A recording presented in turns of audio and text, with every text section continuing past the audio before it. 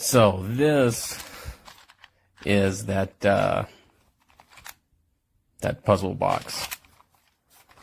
You start off with this guy. I bought it for a present for my niece. I was gonna put $100 in there, but I cannot get this dang. I can't even solve this puzzle, yet alone to solve the rest of it.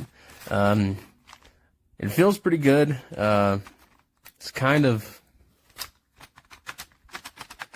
you know, I mean, it's not a $300 puzzle box. I think there's a lot to it, but I mean, everything else seems pretty good though. But yeah, if you like puzzle, give this a shot. Be smarter than me. All right, so this is Sherlock's camera. It comes in this box. It's a clue box, puzzle box.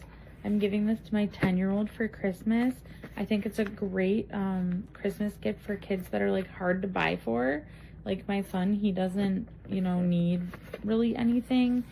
So I think this is a great gift for like maybe some smarter kids or kids that like, you know, don't really play with toys anymore.